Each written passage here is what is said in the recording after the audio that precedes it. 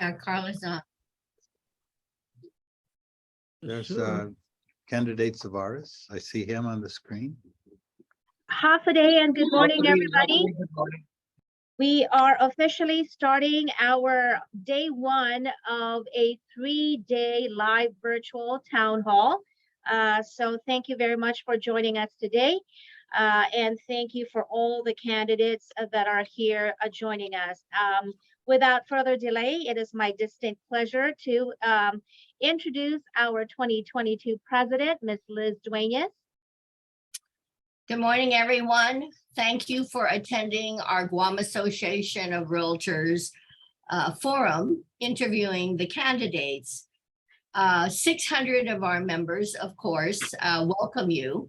And the purpose of our town hall meeting is to interview you.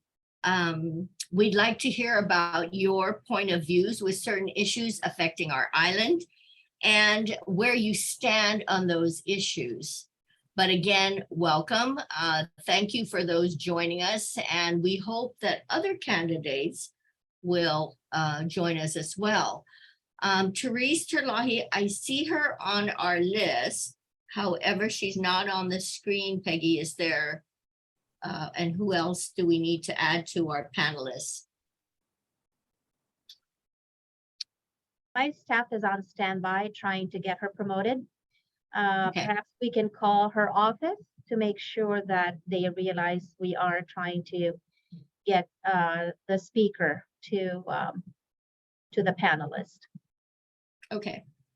All right, again, thank you, and I'll turn it over. We have some ground rules and timing for each of you. So take it away. Monty? Uh-oh, Monty. unmute, Unmute. unmute. Yes, there you Okay, go. that does work better, doesn't it? Okay, It does. I'm Monty McDowell. I'm the chairman of the legislative committee for the Guam Association of Realtors. John Duenas is actually the chairman of this election committee. The ground rules, first of all, we're going to record this and upload it to our website. All candidates will be asked to launch their live video feed. You will be asked to stay on muted mode if not speaking. Your name will be called upon by the host to be able to proceed with your remarks or in answering the question. Of course, I get a phone call here. You will each be provided 2 minutes for your welcome remarks to include the following: full name, brief background, why you are running for the position. You will each be provided no more than 1 minute to answer each question addressed to you. The same question may be asked and answered by select candidates that will be called randomly, while some questions may only be answered by certain candidates based on time limitations. All answers must be germane to the question being asked.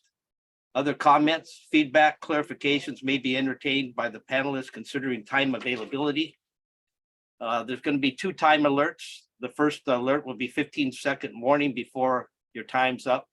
And the second warning is your time is up and you'll be muted. To ensure that we are able to keep with the time and allow others opportunity to answer, we will mute any candidate unable to stay within the 1 minute time frame.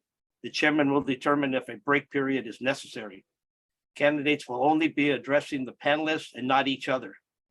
While questions were provided to you in advance, the panelists and attendees, members, affiliates, and media are welcome to ask questions. The chairman will determine if such questions will be added and asked during the interview. You will each be provided strictly 1 minute for your closing remarks to include the following: your full name again, and why you believe that you are deserving of our vote. Any questions? If not, I'd like to ask the chairman of the election committee for the Guam Association of Realtors, John Duenas, to say a few words. Thank you, Monty. Thank you, candidates, for participating. You've made it through the primaries, so you're in the elite group. And we want to hear what you have to say. We have, for those that submitted completed questionnaires, we have reviewed those. I just want to wish you good luck on the upcoming election and, hope that you can make it. Thank you. Thank you very much. So we begin our Q&A with our candidates, and I'll start with Mr. Carl Peterson to ask his question, and that will be directed to Speaker Therese Terlahi. I'm sorry, Peggy, I don't have the questions here. I just got on. Okay, that's not a problem. I will go ahead and defer to Ms. Fabian Respicio. Okay, there you I'm sorry too, I missed the rules. I couldn't log on right away. So Not a problem. you just give. We Just are read the going to question, be Fabe. asking we're going to be asking the question, and the first question will be directed to you, ma'am. And how long Fabian, do I have? when you're ready, I can go ahead and proceed to ask in the meantime. Increase in real estate tax rate for properties with improvement valued at 1 million or more. Public Law 35-1 was signed into law by the governor on March 2nd, 2019, to correct an error in the previous law created by the 34th legislature to make clear that the law imposes an additional 100% tax levy on Guam real property with property improvements valued at 1 million or more.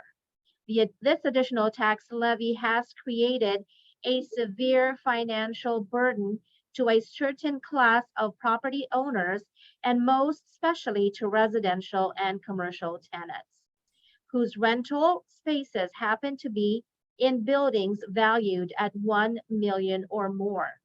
Being that the additional cost of the tax levy will most surely be passed on to the tenants. This tax levy places a financial burden on the backs of middle and low income wage earners and owners of small business. Do you support the repeal of this law? Good morning. Yes. I voted against the bill that actually increased those taxes. And I wasn't present on the day when they voted to amend that law because that's the day that my mother had died. But anyways, so whether to repeal that law or not, I agree that if it is impacting rental units or the price of rental units, that yes, I would consider repealing that law. I think, however, that I would like to see that repealing it would actually have the effect of relieving the prices on renters. That's the key for me. And but I do know that this does have the potential to do that. And so I'd like to see that. I'd also like to see the other data from Revenue Tax that when these repeal of, for example, the BPT, when we lowered it down from 5% to 3% for 90% of Guam's small businesses, they were supposed to collect additional data. And for example, how much of an employment impact that made. And I'd like to see that data now and see the effect of our lowering the BPT and continuing to lower the BPT is going to have on renters and the effect it's going to have on employment. Thank you, Speaker. I'd like to ask the same to Ms. Kelly Marsh Titano. Happening, good morning. So for that answer, I had chosen undecided, much like the speaker was mentioning. We really need to look at a lot of the data. And so I'm open to repealing that. And largely because we have been going through a certain amount of rebuilding our economy, we are trying to reimagine and reconfigure and diversify our economy. And that opens up a lot of opportunities.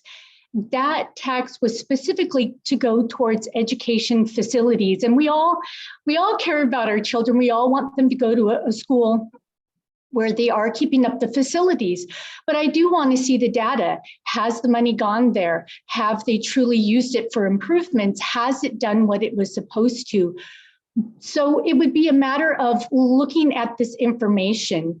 We have a community, a high level of need, and we do want those improvements.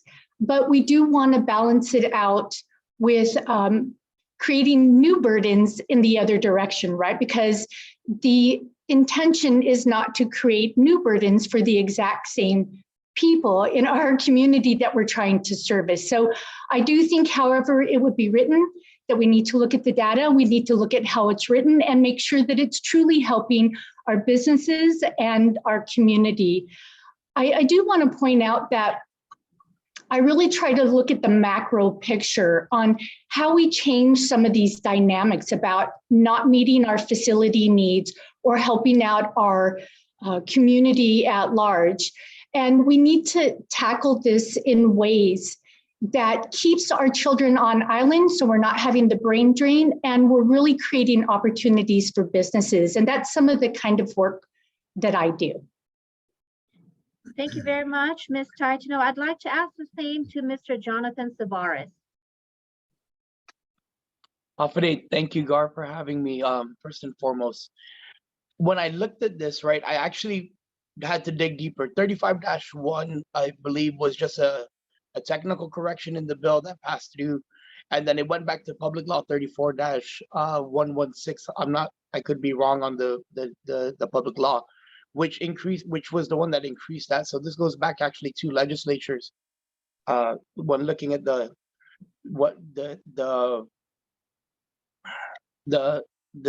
public law progression.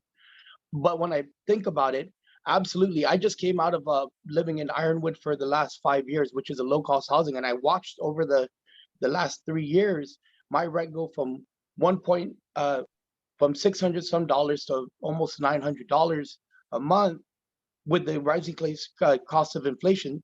If things like this were the ones, and so of course I pondered to myself, if it was something like this that created this increase, then we're not helping the people who actually need the help. We're basically we're increasing the costs, increasing the need for more social program, right? Gora needs more funding as this housing market increases. You're going to have to cover the gap because a lot of these families in these low-cost housing units are covered by social equity programs. So this is more taxes that are going to need to be generated in order to cover this. If it's going to help alleviate the cost so people can actually afford to live in a house instead of living on the street, I'm absolutely about doing things that are going to help our community. But we also have to look at the impact, and the speaker is right. We have to look and analyze if that money that's been going, that's supposed to be for this taxation to education, because they're saying it was $6 million last year. And make sure it's going there. And if it isn't, then that means that this tax is basically fruitless. Thank you. Thank you very much. And the next question will now go to Mr. John Duagan. Thank you, Peggy. The John, next can I interrupt question you is- for a second? Can I interrupt you Sure. for a second? I think in the housekeeping rules, we were going to give the candidates an opportunity to introduce themselves. And I think we jumped right into Yeah, no, that. we kind of skipped that, right? Yeah. Shall we do that right now? I think it'd be a good time, my recommendation. Peggy, could you ask each one of them individually? Absolutely. It's never too late. Again, welcome. I'll start with our speaker, Mr. Sarlahi. So your full name, the brief background, why you are running for the position. All right, half a day. Good morning, everyone. And thank you for this forum. I really appreciate the Guam Association of Realtors being very proactive and really being very active with our legislative process, keeping us in tune with the needs of the housing community and the business community. So I am Therese Sarlahi. I'm currently the speaker. This is my third term. If I'm running for my fourth term in the Guam legislature.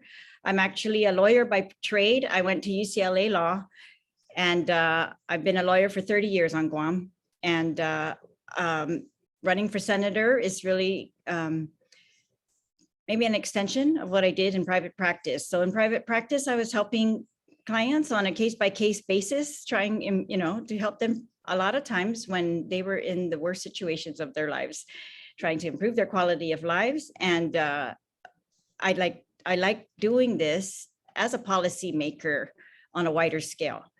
And I think I've been successful in achieving some of, or let's say, addressing some of the long-term issues that Guam has faced. And that's one of the real reasons I ran. It's like I saw that these long-term issues, we're still talking about them 20 years later. And so I want to do what I can instead of just complaining to make progress in those areas, including infrastructure, affordable housing, and overall raising people out of poverty through employment and childcare and other means.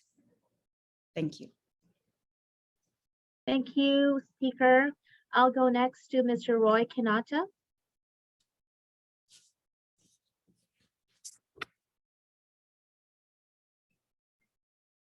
May we ask you to unmute, please?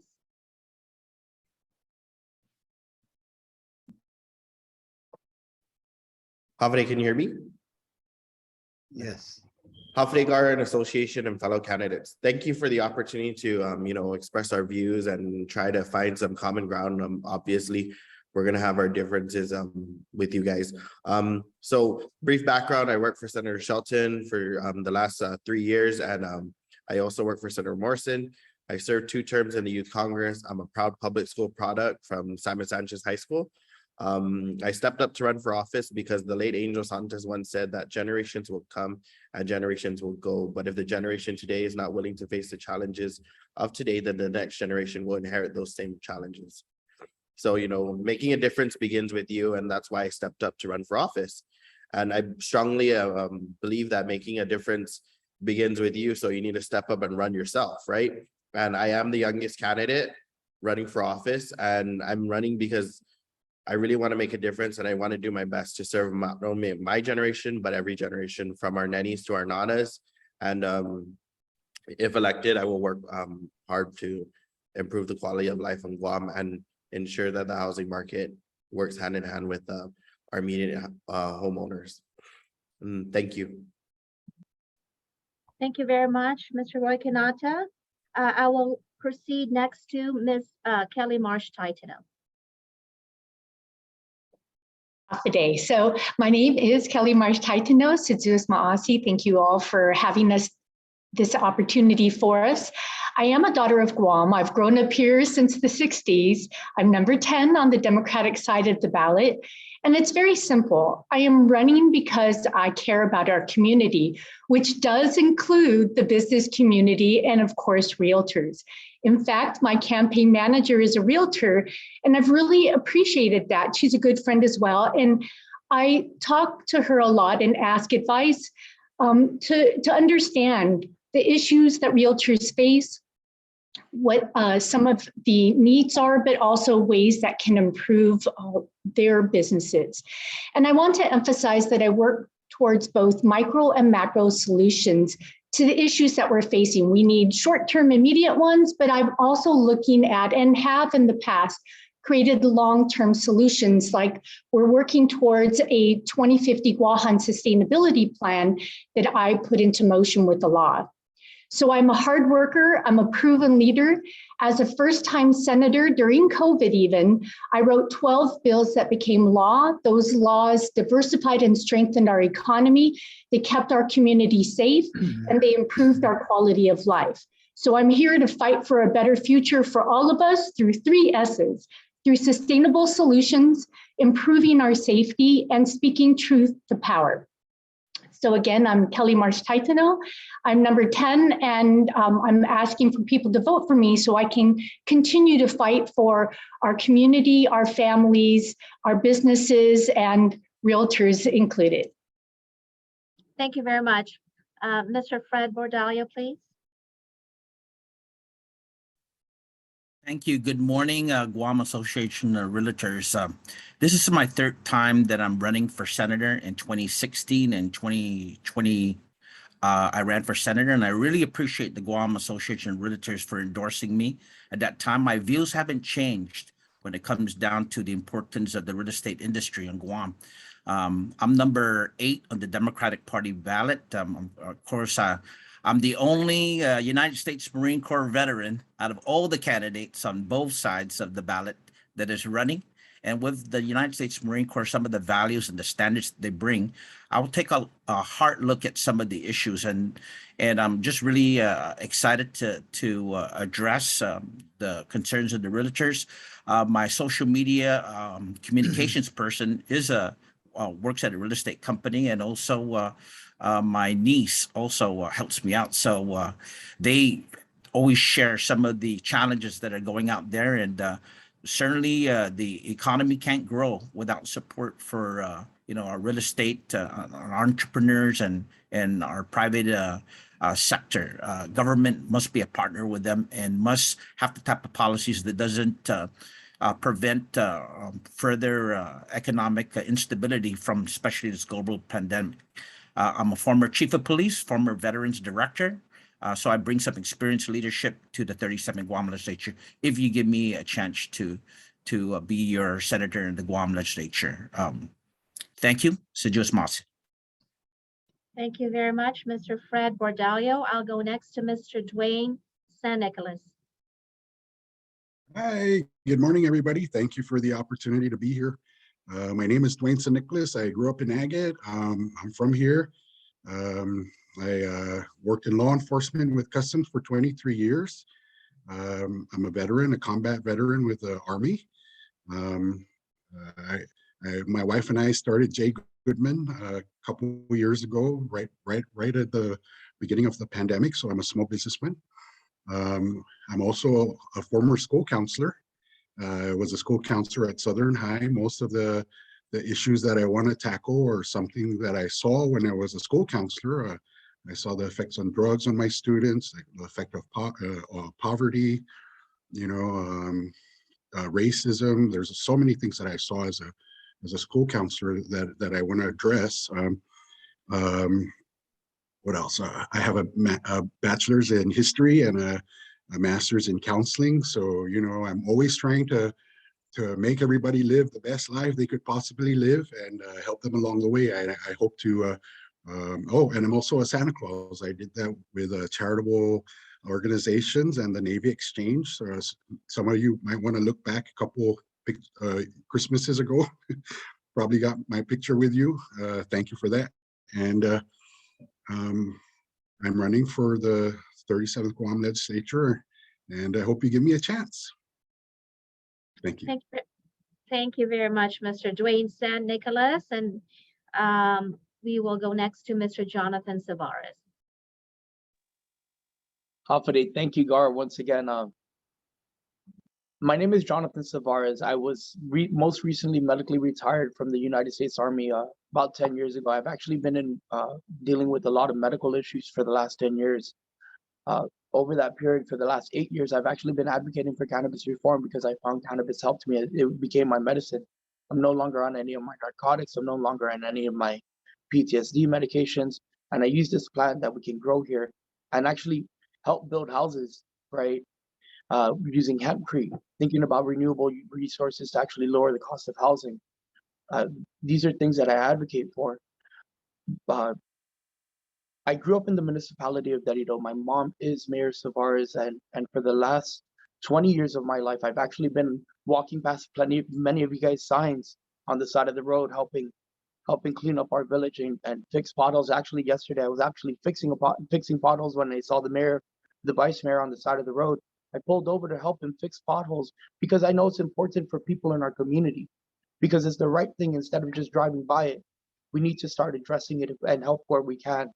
And that's what makes your organization, GUARD, so important, because you guys help bring the problems that you guys see in the homes that you're trying to push and the land there that you guys have to develop. You guys see the junk cars, you see the road infrastructure leading into these properties. You know what needs to be done by our government to move our community forward, because you guys go to places that people don't even imagine, just like I did growing up in the municipality. And I'm number 14 on the Democratic side of the ballot, and I humbly ask for your support and your consideration this election. Thank you very much, Mr. Jonathan Savares. Once again, I apologize for the slight mix-up of our agenda, but we will proceed And with that, I'd like to turn our virtual floor to Mr. John Duenas for the next question. Thank you, Peggy. Second question is improving the building permit process. Property owners seeking to construct improvements on their property, as well as contractors engaged to construct such improvements, are confronted by a building permit application and occupancy permit process that is rife with unreasonable and unresponsive review periods, potentially corrupt communication with individual agency review personnel, unreasonable, inconsistent and shifting permit requirements and standards of certain review agencies, and a frustrating linear review process. What will you do to improve and expedite the building permit application and the occupancy permit issuance process? Thank you. Would like to address that question to Mr. Dwayne San Nicolas. Hi, everybody again. I actually had to go through many of these processes. If Liz remembers back, I purchased a property from Mr. Simpson, and you guys helped me out. And I went through the process before, and there's one time I think it stuck. My permit applications got stuck in I think in EPA and agriculture, and it took like a month to get past one of them. And it was so ridiculous. It was very demoralizing and very discouraging. And I think it's high time they fix that process. And I'm going to need all your help and input when we get into if I get elected, because that's one of the things that I thought hinders businesses, especially our growth. So I would love to sit with you guys and find solutions, hopefully to privatize some of those processes, because I think it's a hindrance to progress. Thank you, ma'am. Thank you, Mr. San Nicolas. We'll address the same question to Mr. Fred Bordallo. Thank you for that. My formal education is in public administration, and I remember one of our professors at UOG said there are 4 branches of government. Said the executive, the legislature, and the court. And I said, "What's the 4th one?" He goes, "It's the bureaucracy." A lot of red tape. When it comes down to some of these permit processes, and I'll be an advocate there. And I believe when I answered that question that was sent on the questionnaire, I said business have an approach. It's called Six Sigma, and I learned that from a lot of the extensive reading I have, and also working in the private sector. It's trying to find ways where you can eliminate some of these delays. There's ways to do that, and it just calls for big decision making among the agency director that I, as a senator, will be approaching when constituents, because that's part of one of the major functions of a policymaker. Look at the constituents that come forward and say, "Hey, there's some delays here." And I actually attended the real estate conference and noted some of the speaker there indicating how long it takes sometimes just for a review and approval process. So I'm just going to say that as a policymaker, future policymaker with extensive formal education, the experience, I've been there, even at the Guam Police Department. I've had to reconfigure things that make sure there's no bureaucratic stuff between 2 divisions. Actually, I merged 2 divisions so that I can eliminate some of that back and forth communications. So that's what I intend to do also as your senator. I'm approachable, and I'll be able to look at that and solve that problem, that challenge that comes down to delays in permits, so that our private developers can move forward, and even our consumers, our homeowners who want to do some extensions and stuff, all that. Thank you. Thank you. We'll address the same question to our speaker, Charlahi. Thank you. This is a good question, and as the previous speakers have said, this affects many people on Guam, everyone trying to build a house or anything. Well, so one of the bills that I did pass was to extend the validity of a building permit to a year. It was only 6 months prior, and so that extends it a little bit longer because of unforeseen delays that had been faced, including manpower shortage. And the I think the realtors community at that time came out and testified in favor of that bill. And so we were able to get that passed. We also ensured that we had oversight over the Guam Land Use Commission process, because there was a huge backlog at one point, and we had to get to the bottom of that. So we did find out, yeah, that the delay was in the agency review process. Some agencies more than others were delaying. And so we worked to try to get a commitment. We did get a commitment from each of those agency review committee members for timely year reviews. We got a commitment from the Guam Land Use Commission for their timely year reviews and working with the mayors to get those hearings done when necessary.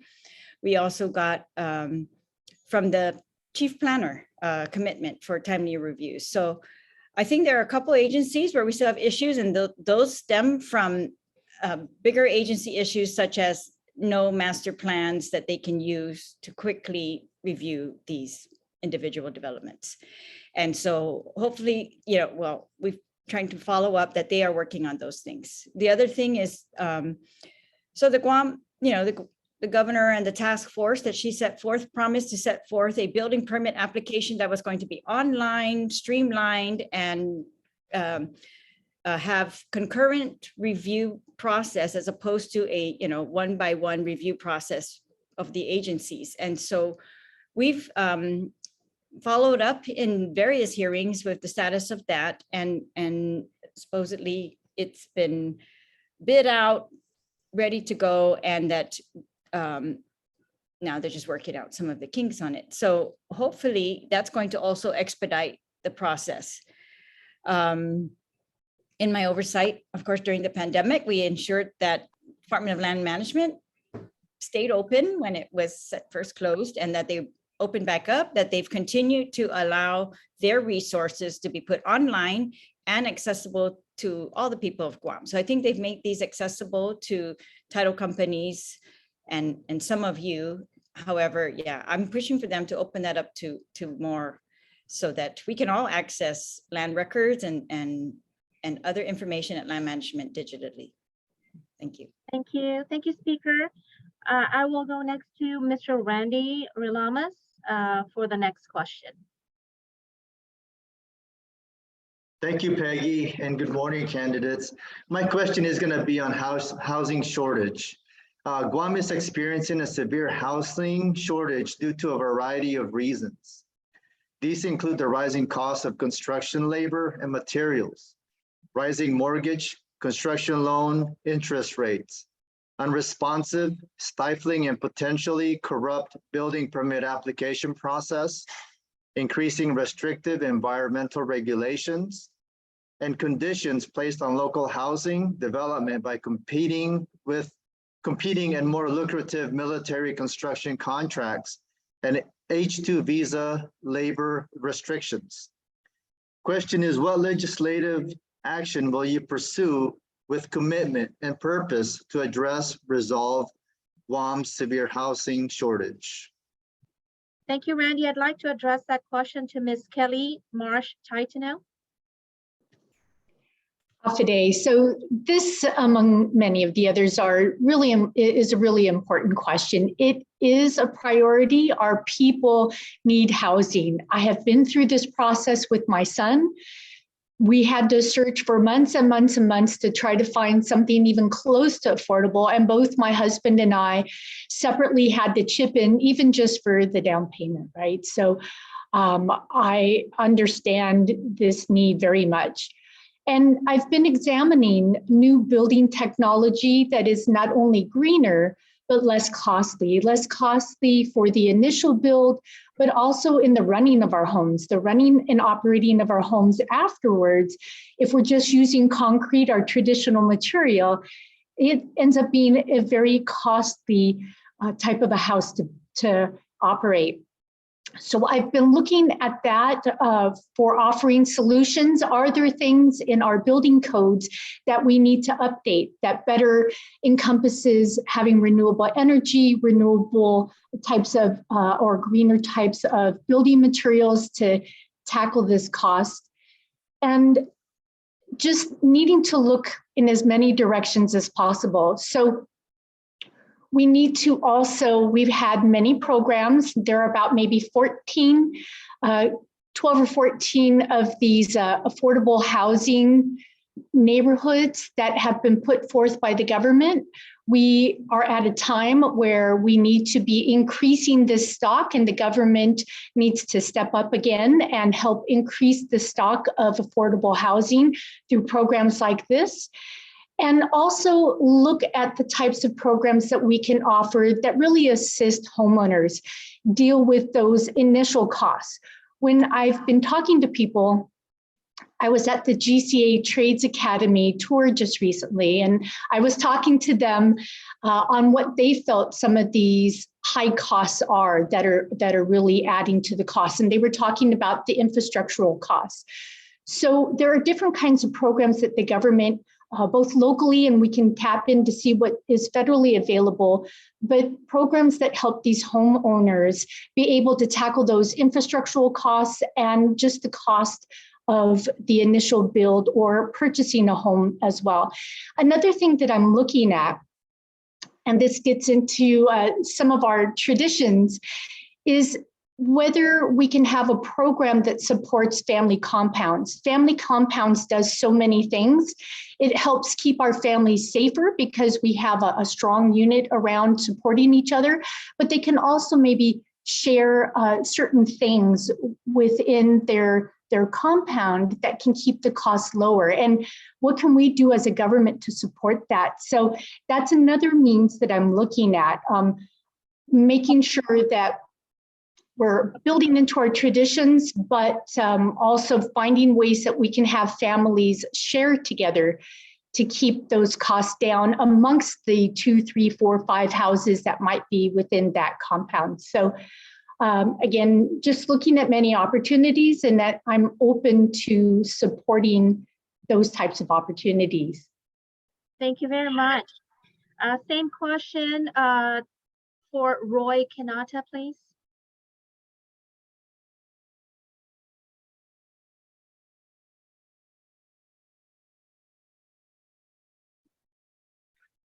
Hafide, thank you for that question. So the great thing is my platform is Housing, Economic Development, Accountability, and Land. So on the far left side, it spells heal. So I think we really need to look at healing our economy and then focus on our housing market. I know the H-2B visa worker is a huge proponent to building of a lot of family dwellings. I think the permit process situation is something that needs to be streamlined. We need to look at what the junctures are that we keep coming to that are always short, giving the permit process a shorthand, right? So I think a lot of times it's always getting stuck at, unfortunately, Parks and Recreation for historic review. And I think the second one is, I'm not too sure what the second one is, but it's always getting stuck at those two agencies. And it's just because they need to do their due diligence, right? Sometimes there's ancestral remains, even if it's just 100 by 100 lot, we need to make sure that there's no remains being disturbed and that it's properly taken care of and addressed. Because you don't want protesters at your front yard, destroying your property, whatnot. So I think we just need to look at some technology and work with the governor's office to ensure that the technology is able to be shored up and speed up the bureaucracy issues and get through these permit process faster so that the association and homeowners can actually have their homeowner independence immediately. Thank you very much, Mr. Roy Kanata. I'll also ask the same question to our speaker, Teresa Lahi. Thank you. So for affordable housing, not all of those factors that you listed are in the control of the legislature, but I do believe in the legislature doing everything possible within its control to address affordable housing. It's a crisis. So one of the things that I've done during this recent term was I passed it's a landmark bill, I believe. It's Guam Undersea Access for Homes Act, GUAHA. It allows the Chamorro Land Trust Commission to lease submerged lands to bring in telecommunications cables.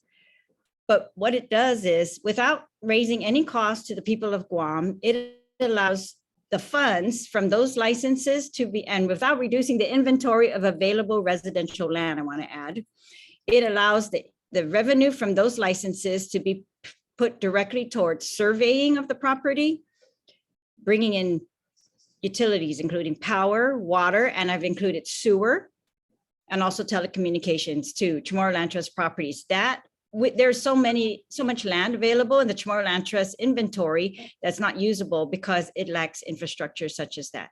So that would, I think, very much improve affordable housing on Guam. The other thing that we have done recently is we have put money into the most recent budget for sewer. And this is for subsidizing sewer to reach places that are critical to protect the aquifer, and sewer for people that just cannot afford it right now. And so those are who are in need, but we need them to have sewer. And so it's a win-win, I hope. And we're able to find some money, and with the help of Senator Sabina Perez, we put that money into our budget. The other thing that we've done is I've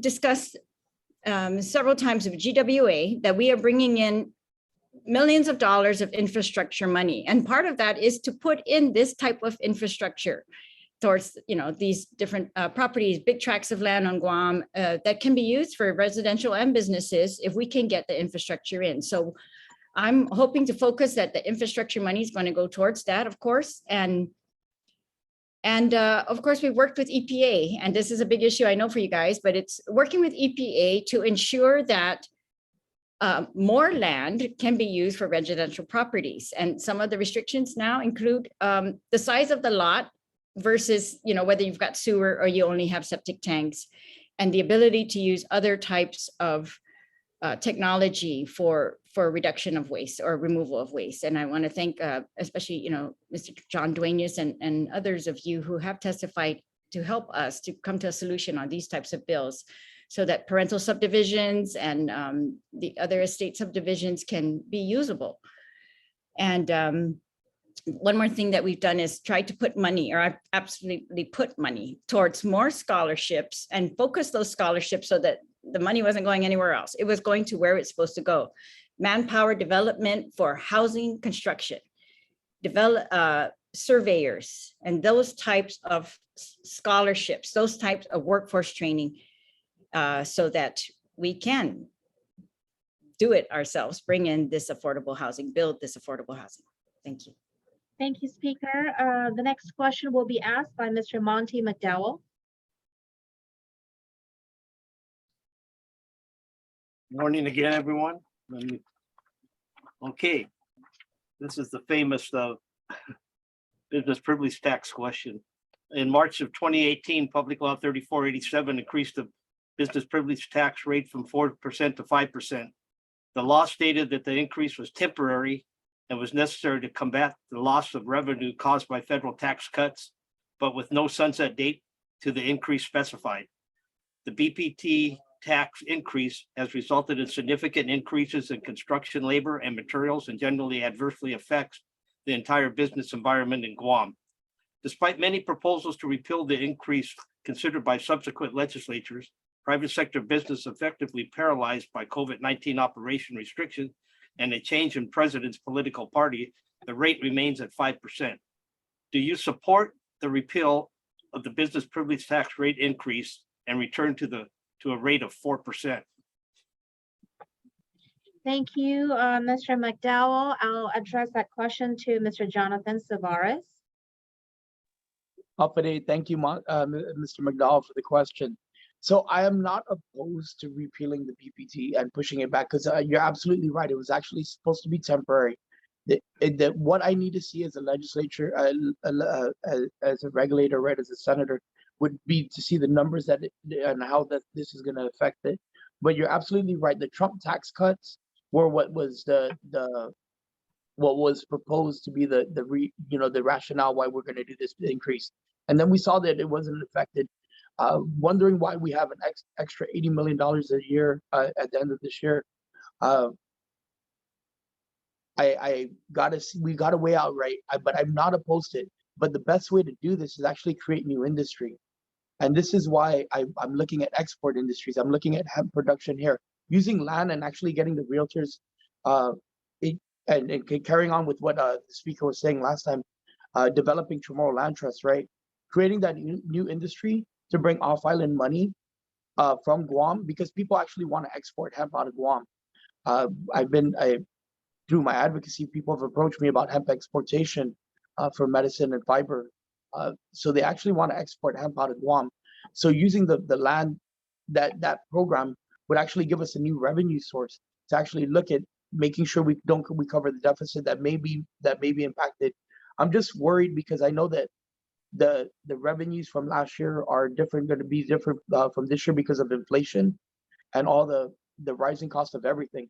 But reducing the BPT, I completely understand, would help address this rising cost of rising cost of goods here to our consumers and to our people. And to be honest, it's about time. It's time to reduce tax. I believe it's time. It was supposed to be really temporary, but we're at the point in juncture where people are really hurting and they need the break that's a little more long term. Thank you, Mr. Jonathan Savares. I'll ask the same question to our speaker, Therese Terlahi. Thank you again for that question.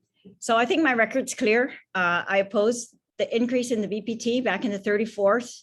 In the 35th Guam legislature, I proposed reducing it from 5 to 4, was not successful.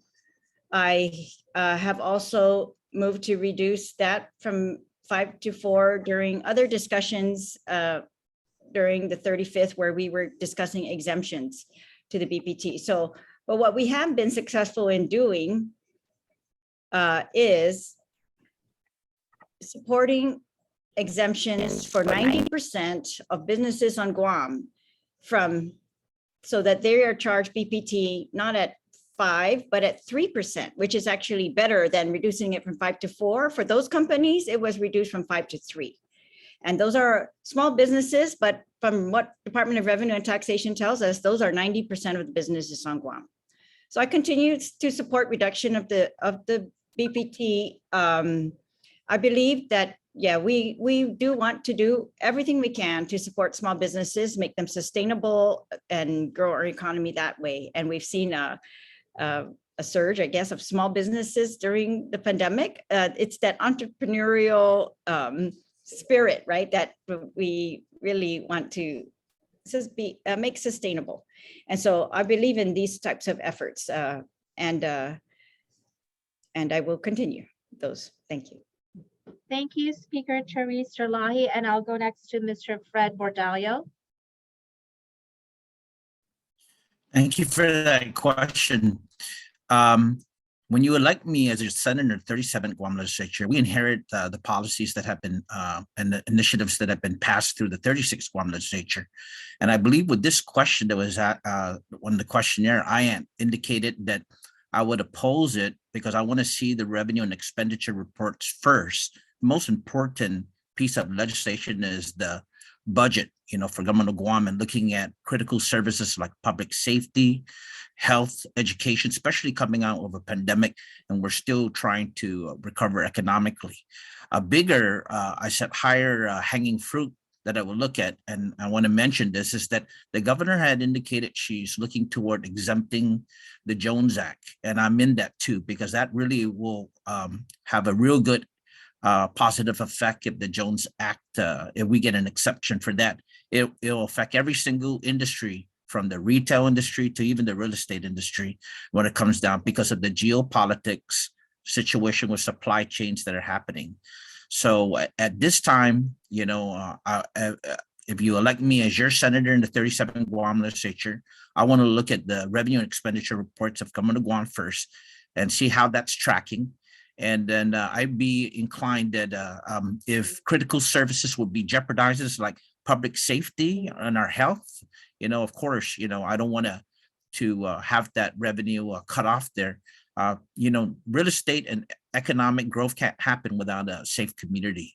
And this is one of the primary priorities that I have as a Guam legislature. Securing the future of the families means that we have to have a safe community and make sure that, government lives within their means too. And of course, I would not really go for any kind of tax increases too, until I see the expenditure and revenue reports of government of Guam. Thank you. Thank you, Mr. Fred Bordallo. The next question will be asked by Mr. John Duenas. Thank you, Peggy. The next question is full-time or part-time legislature? The Guam legislature over the past many decades has been a full-time legislature.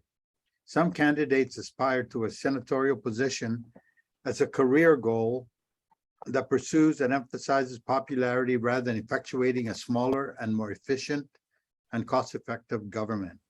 Will you support the creation, introduction, and passage of a bill to change the operation of the Guam legislature from full-time to part-time?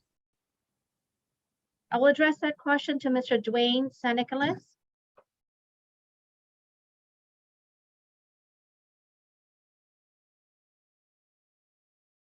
May I ask Unmute. Mr. to unmute? Unmute, Dwayne. Oh, yes. Okay. Can you hear me? Okay.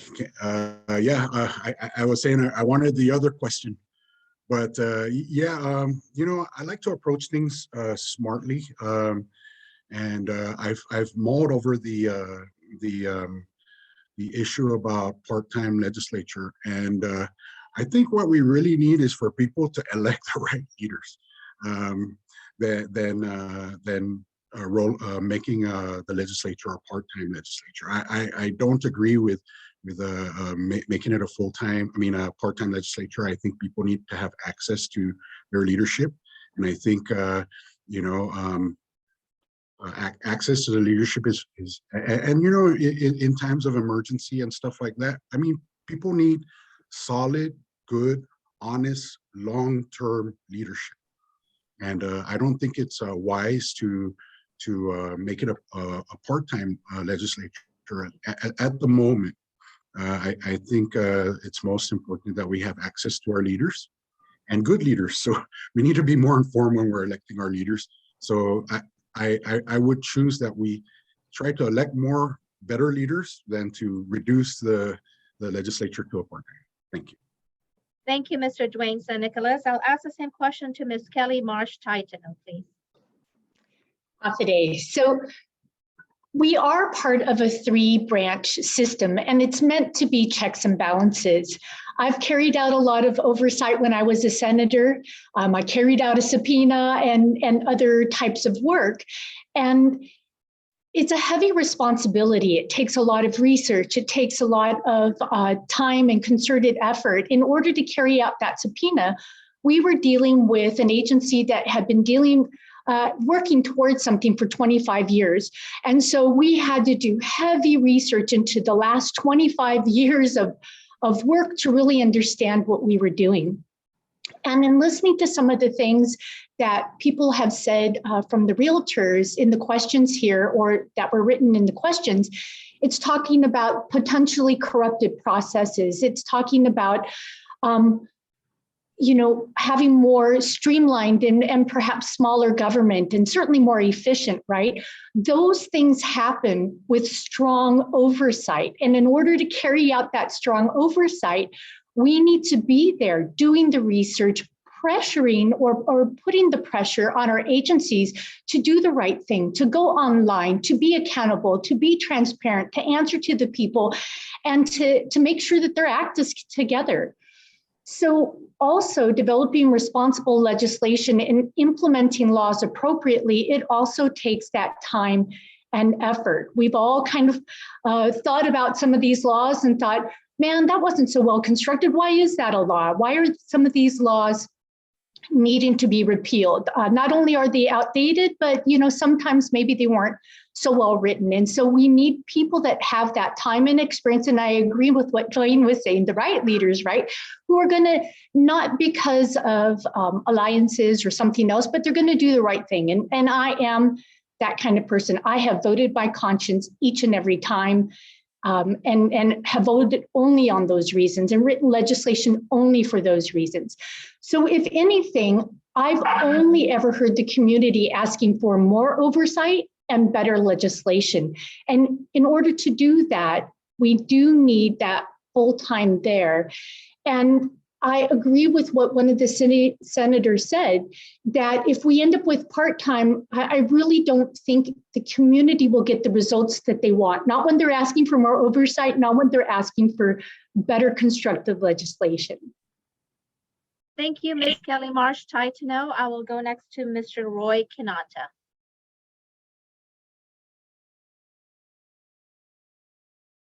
Look, can you hear me? Yeah, so I echo the same sentiments. I think a lot of our people want to have more oversight and more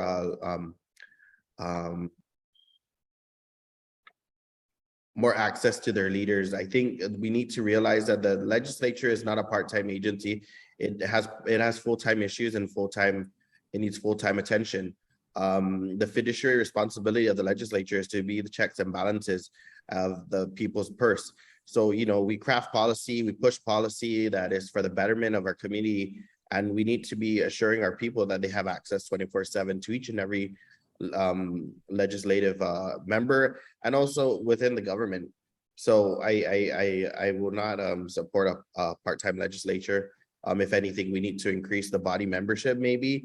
And then maybe what we can do is extend the term of service for the legislative body so that we have contingency and consistency. Thank you for that question. Thank you, Mr. Roy Kanata. The next question will be asked by Ms. Fabian Respicio.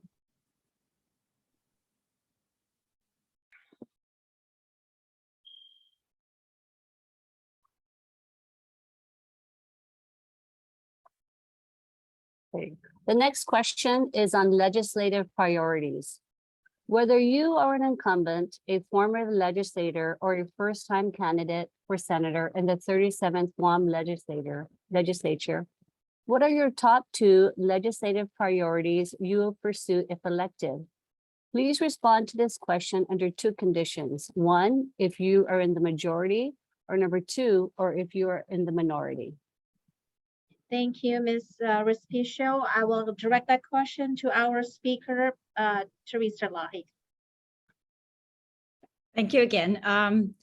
Whether in the majority or the minority, my priorities are the same. And I believe I would be able to do the same work. I'm going to attend public hearings. I'm going to write the bills. I'm going to advocate, and I'm going to bring the community along as much as possible through transparency, through communication, and welcoming them to be heard on these ideas as well.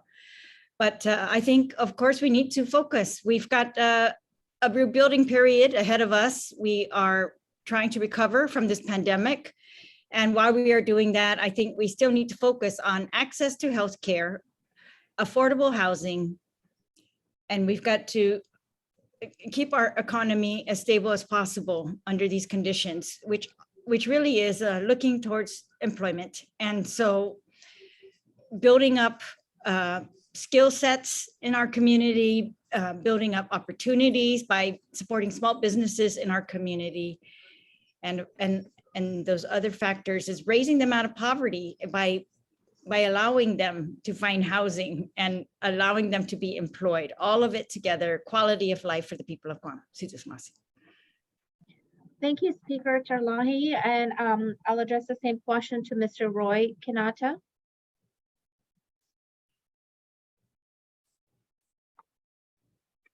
We can move to Mr. Fred Bordallo for the meantime. Hello, can you hear me? Can you hear me? Yes. Yes. My platform, my vision is to secure the future for our families. Whether I'm in the majority or minority, my platform is to keep Guam safe. I come from a long, extensive work experience in law enforcement, even in education and homeland security. We looked at the situation with crime, the shortage of manpower among local law enforcement agencies, and also what's happening with even Chinese individuals coming into our shores, and the substance abuse, that has destroyed families. Families can't thrive, businesses can't thrive if they're constantly challenged with situation, even employees in the workplace, what happens with substance abuse. And that even is linked to the crime. A lot of it is linked to crime and linked to a lot of the inmates up there in Department of Corrections. So my priority is going to keep Guam safe, and that happens if you just increase manpower. recruitment and training, and even utilize some veterans who are seeking to look to work as a volunteer reserve. When I was chief of police, I had a robust police reserve program. We go to the old Betty Lou precinct where they operate out of right now. It's all graffitied, and there's individuals who are homeless that are using it. And we just need to I believe that if I'm as a senator in public safety, Homeland Security, even working with veterans, because I'm a former director of veterans, we can really just harness some of the resources that we have out there in our island to make sure our community is safe, and therefore business will be more confident to operate. They won't have to return back to their business and find things broken into, or schools to keep them safe, education of our youth, and make sure that, again, I go back to all these different areas. They're all interconnected, when it comes down to the situation of stemming the drug flow from enforcement, education, and also treatment of our addiction. It's Red Ribbon Week, Red Ribbon Month, and it reminds us also of what we can do as leaders to address the problem of substance abuse and how it's destroyed families. Thank you. Thank you, Mr. Fred Bordallo. We will ask the same question to Mr. Jonathan Savares. Thank you for the question. So growing up, my two biggest things is one, sustainability, right? Sustainability, and then the municipalities. So I grew up working and helping in the municipalities, and because of my mom. And so when I look at this, right, if we help and start back at the municipality and strengthen it, like Fred used his slogan, my slogan is growing our community together. And it all starts at the municipal level. If we can help strengthen the municipal level, right? When we look at the municipal level, we look at knowing who our neighbors are, getting our mayors the resources that they need to address the issues that everybody on this island faces, potholes, long-standing issues, right? Pushing those resources forward, then staying at that same municipal, this community level. We look at growing our community together. Of course, we have to be together. We have to know who our neighbors are. As you guys are, GAR is selling houses, those neighborhood communities should be able to point the families to the mayor's office so they can register for the neighborhood watch programs. They could register within the village and know what's going on in the municipality, but we have to give the mayors the resources to do things like this. Then of course, sustainability. We have to grow. We have this community gardens, taking derelict parks that the government has for decades just ignored and is now overgrown vegetation, and giving that back to the community, giving that back to creating food so we can put tea out, just as we saw with our culture growing up. We all shared stuff with our neighbors because we knew who our neighbors were. But this is a great way to funnel people back into that community environment. And so of course, this strengthening our community starts with each and every one of us. And we need to give the person who leads the people who lead the community, the ability and the resources to do so. That's why it all begins back there. Thank you. Thank you, Mr. Jonathan Savares. Next question will be asked by Mr. Randy Relamas.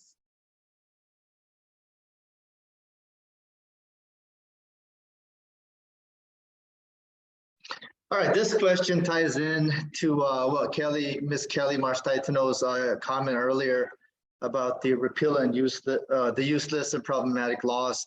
Are there current laws that you believe are not useful or problematic that should be repealed? If yes, can you list the top 2 laws that you believe should be repealed? And that question will be directed to Mr. Dwayne Senecalis. Hi again, everybody. Okay, yeah, I like to take the Singaporean approach. You constantly have to always review laws and policies to make sure that they meet the challenges of the time, or are they applicable? I remember being a customs officer, and we used to confiscate red eggs. And I said, when did this policy take effect? And mind you, I was a officer in about 1997, 98. And the policy was given back in way back in the 80s. because of some type of dye and lead with the red eggs that were coming in from the Philippines. But I thought, you know, after time has passed, you know, maybe they improve their red eggs. And so with that said, I think there are laws, and to keep with the intent of why I actually ran in the first place, I really wanted to legalize consumer grade fireworks. I grew up with Acme, you know. I used to con my dad, let's go to Acme and get some bottle rockets and stuff like that. And that stuff went away in the 80s. And so that's one of the things that I would like to repeal, to keep with the intent of why I actually ran in the first place. And then secondly, the other law that I might like to repeal is the 5% BPT. You know, it's hard to be, I don't know, I pay BPT as a small business person, and I was like, you know, how do people remain honest paying this high taxes? Because, you know, it's really eats into, you know, your bottom line. And I actually feel that keeping the money in pockets of the business people, they buy more supplies or they hire more people. So those are the things that I would look at first, to keep with the intent of why I actually ran. And then second of all, to help the small businesses by repealing the 5% BPT. Thank you. Thank you, Mr. Dwayne San Nicolas. The same question will be directed to our speaker, Teresa Lahi. So I think naturally all solutions to the problems that people in Guam are facing require a review of the current law. That's how I begin looking at anything. Any issue anyone brings to me, I look at what is the current state of the law on that. So I do look at these laws, and necessarily they, you know, see whether they need to be amended. So that I would say is my primary work. I hear the problem, look at what the current law is, and see how we can amend that to make a solution. And so I don't randomly go through the code. I know there are obsolete laws in there and probably other problematic ones, but I start with the ones that are really causing the problems. And for example, some of these that we've been doing are currently looking again at the, you know, subdivision laws and how to make them more user-friendly, how to make it so that we can get more residences built on those lots safely and not contaminate our aquifer. So we're looking at the subdivision laws, we're looking at the sewer versus septic tank laws and those types of things. So I do agree, there are obsolete laws. There are probably many on the books that I haven't even seen yet. I look at the laws every day. I don't think I can do my work without that. So I do every day start with the problems that I want to solve and look at those laws and try to find the solutions by amendment or complete repeal. Thank you. Thank you, Speaker Terlahi. We'll ask the same question to Ms. Kelly Marsh Taitano. Today. So yeah, when I first got in as a senator, I had to fight the urge. I wanted to just start with and start going through and cleaning them up one by one. I was there during some of the meetings where they're trying to update the territorial seashore law. And man, the number of times that is mentioned, the number of times that there are conflicting messages and so forth, it can really be quite a situation. So there are a lot of laws that have been patchworked over the years, and so that they contradict each other.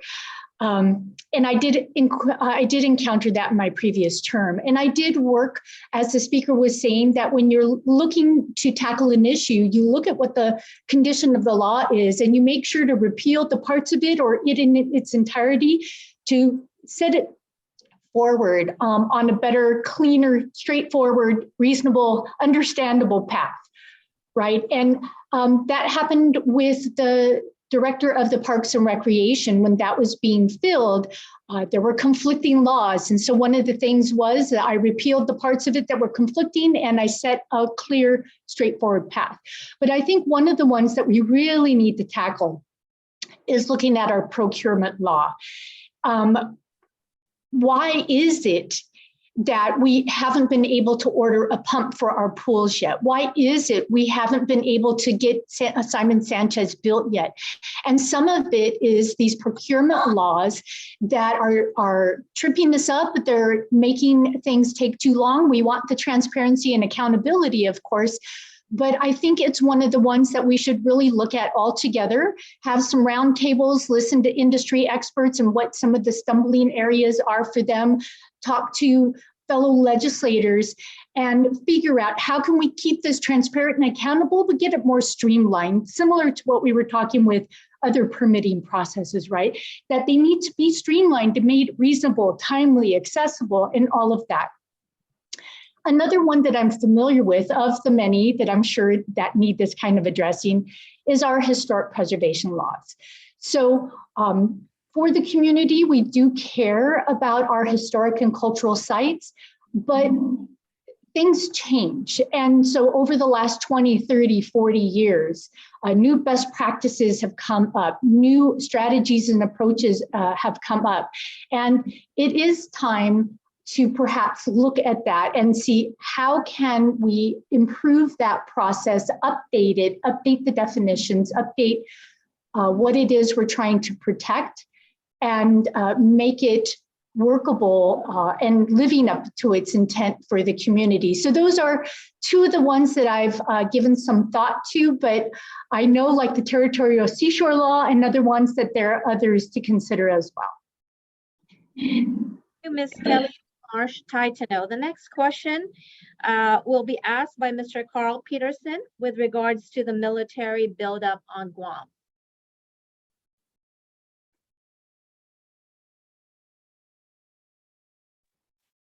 Carl, you muted. Go ahead. Go ahead, Monty. Okay, I will defer the question to Mr. Christopher Felix regarding the military buildup on Guam.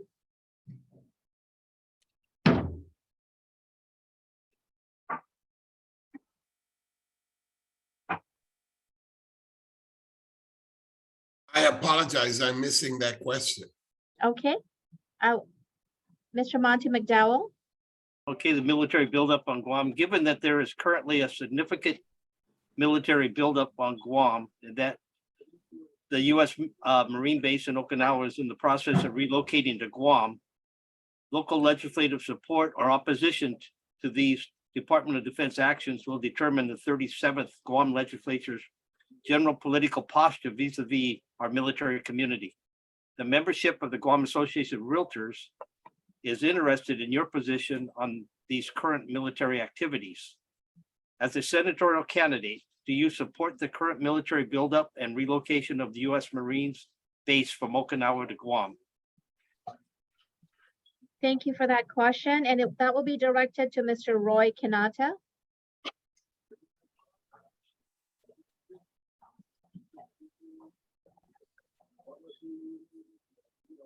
Thank you for that question. I do support the buildup.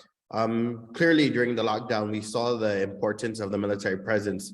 A lot of our Section 30 funding comes from federal positions. So if we need the money, it's definitely coming from the buildup. During the lockdown, we had no tourism, and our economy is based on, our economy is based on two pillars: tourism and military. So if we didn't have the military, we wouldn't have any funding for the government to be tapping on or lockboxing. The tourism market surely crashed into the Marianas Trench. We never saw anything for the whole 2 years. And we definitely saw the impact of our tourism market failing. So I think we just need to be working closely with our military partners and with our delegate to Washington, whether it be a man or a female. We surely need to work together collaboratively to ensure that the military buildup is not only happening inside the gate, but also outside the gate. The military paved the whole Camp Blas strip from NCS. It's definitely a great road to improvement, but we definitely need to build a relationship with the military that is very much workable. And I think a lot of the situations we face, especially the Jones Act and our territorial issues, need to be addressed, especially military buildup.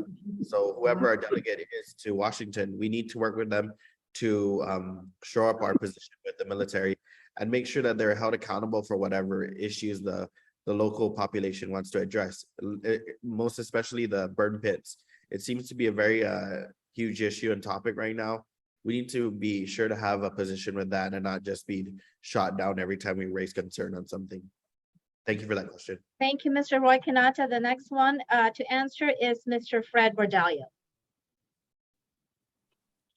Thank you for that question. I'm in support of the military buildup. I'm an alumni of the Naval Postgraduate School, the Asia Pacific Center for Security Studies. So I'm very well linked into some of the current issues, the geopolitics, maritime security that's happening in our region.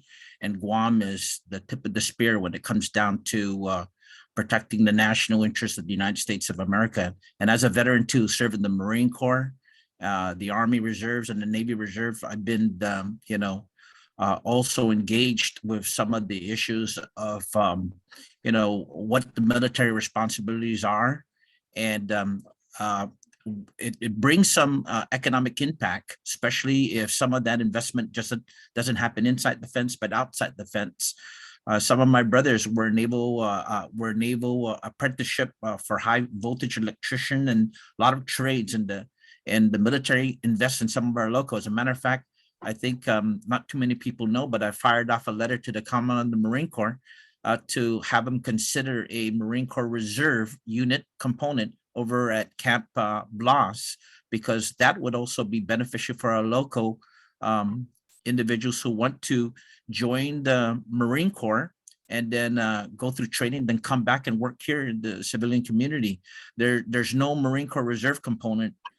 There's only an Army Reserve, Air Force Reserve, Army Guard, Coast Guard and Navy and Air Force. And it would be history if the Commandant does respond to me and my letter that I sent off and says, we'll look at that and talk with the governor and talk with the delegate, the Congress, and arrange that. And I'm not even a senator yet. And I want to make sure that that benefit comes to Guam. So thank you for that question again. And we just hope, of course, diplomacy is always going to be, the first thing, because we certainly don't, we learn from our generation, our World War II survivors, the impact of what could happen if a war breaks out in the Asia Pacific region. Thank you. Thank you, Mr. Fred Bordallo. We're going to switch our focus a little bit here and dive into public and personal health and safety. The next question will be asked by Ms. Joanne Ige in reference to the COVID-19 pandemic emergency powers.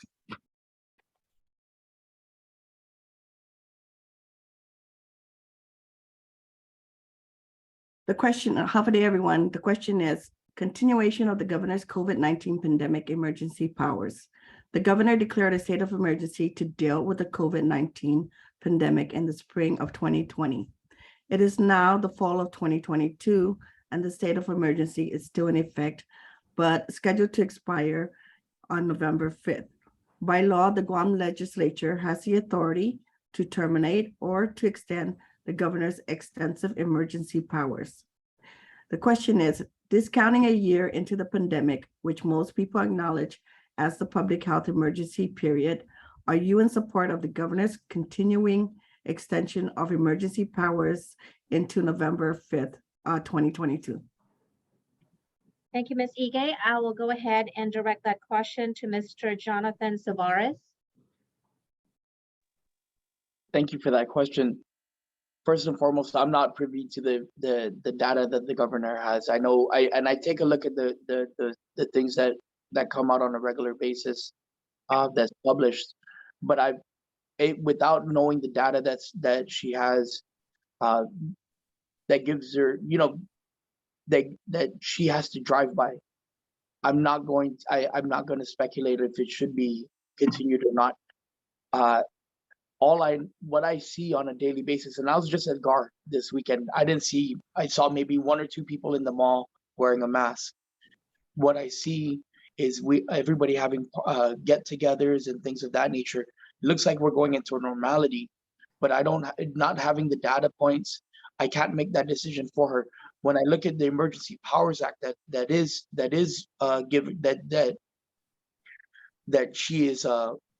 gives her the ability to do so, believe that it has to be revisited and it has to be something that we should discuss post-pandemic and take all the data that we learned over this period and address this with the full view of what needs to happen. And because we will have a better understanding once this is all over, because we would have so many data points throughout and looked at the structure, but we know that there are things that are still happening that I'm not privy to, and people that she has consult with people she trusts and believes to guide her in this direction. So I'm not going to get involved in that at this point in time. But I will tell you that I believe that it is something that we have to that should be revisited after we're done with this when finally everything is said, done, and closed. Thank you. Thank you, Mr. Jonathan Savares. Same question will be answered by Mr. Dwayne San Nicolas. Hi, ma'am. Yes, so, you know, like I said, I wish people had more patience and just understand what really is going on here. I don't mind the emergency powers in place. I have to also mention, you know, I'm a businessman, so I deal with my Chinese manufacturers, and just recently they had to shut down for more than a month in one of the provinces in China because of a resurgence of COVID. And he sent me pictures and stuff. So, you know, we're still at a very fragile time. Although we want to get back to business as usual, we have to be smart about this. And what brought this about was, you know, he sent me some pictures again, and then they opened up the city again, and he went back to his warehouse to build me more street lights, and they shut down the town again. And so now he's stuck in the warehouse, you know. And so there are things that we have to be mindful of. I think patience is actually needed now. And once we're really out of the or in the clear, and then we can go ahead and move forward. But patience is what we need here. I think she's doing this for the health and the safety of everybody, and that's it. Just, I'm a soldier, so my commander-in-chief tells me to do something, I'm following. So I think we just need to be patient, so that way we can get out of this really this very, very trying time for all, you know, in business and everything else. So thank you, Mr. Dwayne San Nicolas. We'll ask a question to Mr. Roy Kanata.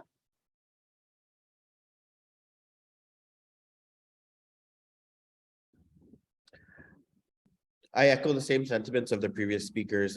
We're obviously not privy to the information the governor has. We are seeing an uptick in economic movement, and our families are gathering again, and our people are, living lives post-pandemic. But until such time the governor's given her briefing to disregard the emergency response, then I'm pretty sure she'll do whatever she needs to do to make sure our people, our community, and we are safe. So I wouldn't support the repeal of that. Support of the governor. Did you say support? I would not support that repeal. You would not support. Okay. Now the next question, thank you for that, Mr. Roy Kanata. The next question will be asked by Mr. Monty McDowell regarding drug abuse.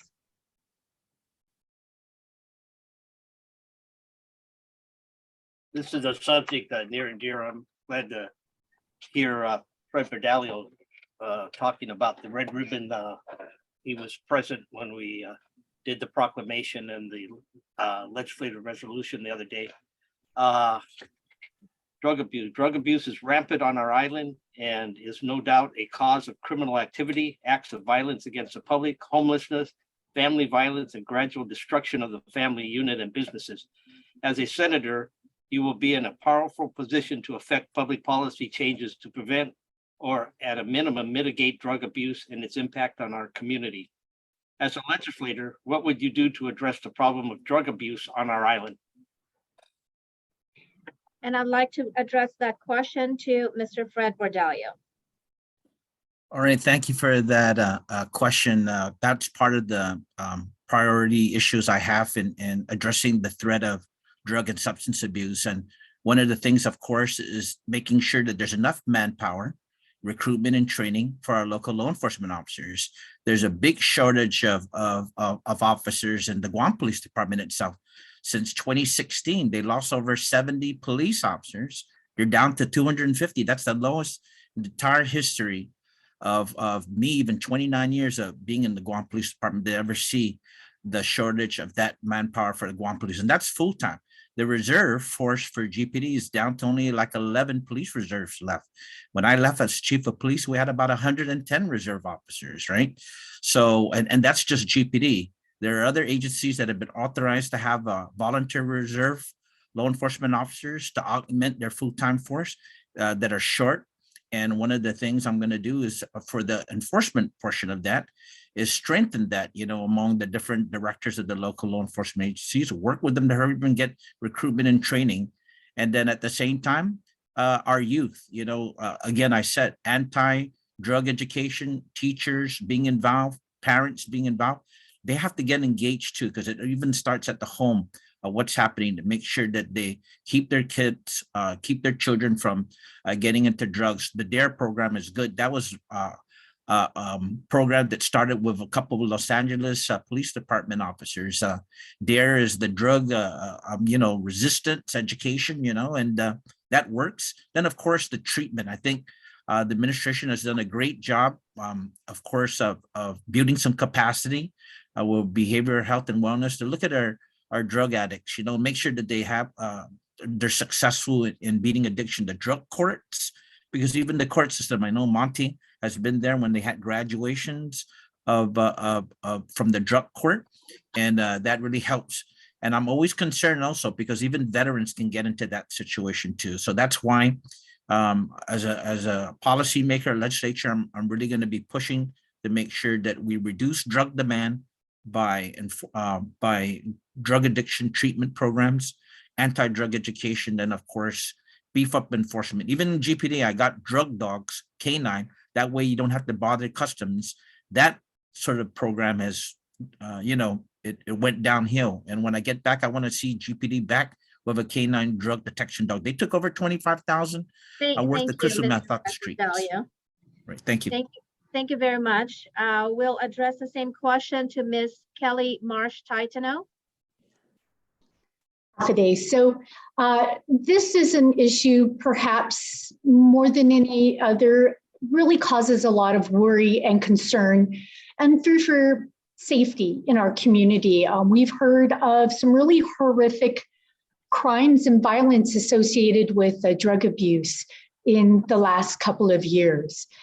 And so this is one of those issues that needs to be addressed in a multitude of ways.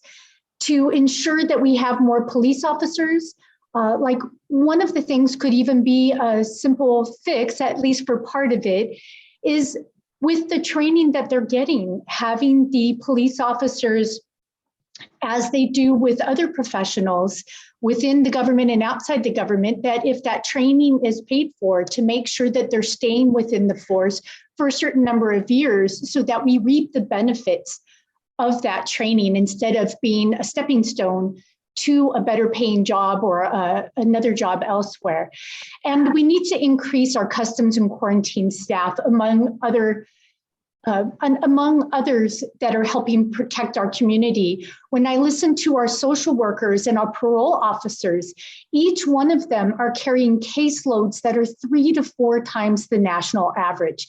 We need to be helping and getting to the root of the problem and preventing as much as possible before they become issues by making sure that our social workers, that there are enough of those social workers, that there are enough of these parole officers to really be keeping on top of things. And we need to increase the customs and quarantine staff ability, their inspection capacity, so that we keep those drugs off of the street. Another thing that I've worked at before, and I strongly believe in fact, when I talk to the detectives and the parole officers and others, and I ask them, where do we need to have our efforts at the strongest? And they said, you know, it's at the community and family level. And maybe most people don't think about it, but they're at the front line and they're saying it. We need youth empowerment programs. So many of our youth, they are struggling. They're from families that are struggling. We have a high level of families that are struggling, 25 to 35%. That's not average. Having free public lunches and breakfasts at our schools, that should be so to empower them, yes. Thank you very much. We appreciate that. I will defer to our election subcommittee chair, Mr. John Duenas, being that we are close to our end time, if they would like to ask and open to the Q&A in our chat submitted by our members. And then we will go back to the list of questions once again. Excuse me. I have one question from Miss Christine Palma. Are there any laws regarding landlords reporting rent to the credit bureau to help renters, tenants get better credit scores to buy property in the future?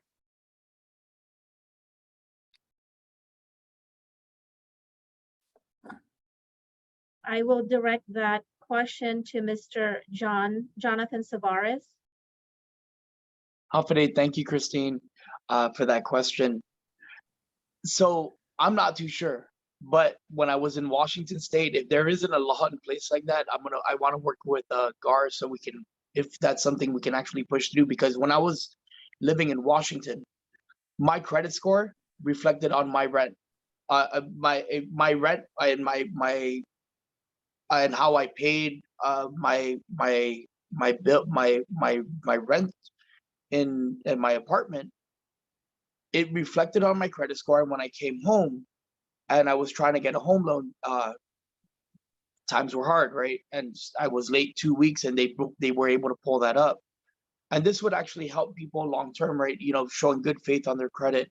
And actually what I realized, it kind of hurt my credit for when I was trying to actually purchase a home. So I absolutely agree that this is something that should be done. It would help get people into homes long term, because then you're helping them build the infrastructure to do so. Thank you. Thank you, Mr. Jonathan Savares. We'll go ahead and address the same question to Mr. Roy Kanata. I as well, I'm not too sure if we have any laws regarding landlords reporting rent to the credit bureau, but I think that's definitely something we can look into and possibly create a bill and get legislation to line up with that. I think if you're paying a mortgage or a lease and you are being, you're a tenant to that property, you should be accruing at least something on your credit report. And so it also holds the liability, it minimizes liability for the tenant, or the leasee, right? So I would support a measure if we need to, but I don't think I've ever heard of anything regarding credit to renters or tenants, but I think that's a great idea for a possible bill or public law. Thank you. Thank you, Mr. Roy Kanata. We'll go back to the list of questions that we have. The next question will be asked by Ms. Joanne Ige regarding political status.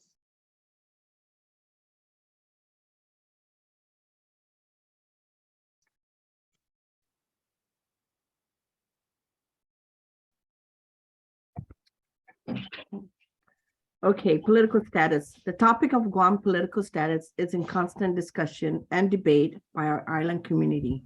For example, number 1, remain a U.S. territory. Number 2, become a state. Number 3, seek independence. Holding a firm position on one of the above options would seem to influence your actions as a senator. The question is, what political status option draws your support? And explain. Thank you, Ms. Ige. We will direct the question to Mr. Fred Bordallo. Okay, thank you for that question. When I saw the questionnaire and that it didn't have the option of free association, that's the one that I'm leaning towards because, I've and also looking at it being similar to the Northern Marianas, their Commonwealth. There's some by piecemeal looking at negotiations of mutual consent for immigration and different stuff, you know, that can happen in that track, that political status track. So and I definitely will not support a status quo, because we are in the status quo. It's not really it does not really touch on the issue of political status change for the purpose of decolonization. So that's why I'm more, I indicated neither the status quo, neither the independence, neither the statehood, but for a free association with the United States, of America. Thank you, Mr. Fred Bardallo. We'll address the same question to Mr. Dwayne Senicolas. All right, ma'am.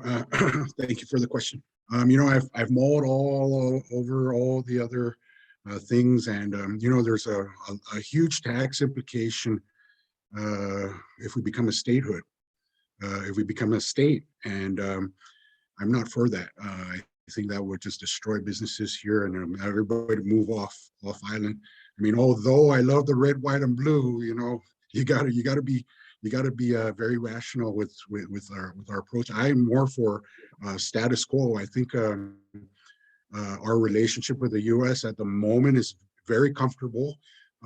It's allowed us to modernize, you know, better than every other independent FSM nation or that is other compact independent nations around us. So our current status is actually for me the best way to go. Unless you find me oil, then I would push for independence. But right now, I think the most beneficial for everyone involved is status quo. Thank you. Thank you, Mr. Dwayne Senicolas. The same question will be asked to Mr. Jonathan Savares. Hafide, thank you. So when I look at it, if I had to choose today, I probably would lean towards something more towards free association. And my rationale with this is because when I look at it, I want a seat at the table. The governor just came back from a conference in DC that she was called to sit at the table. But who was already at the table? The freely associated states, the FSM, RMI. We had all these people who were already at the table negotiating about things that are happening in our region.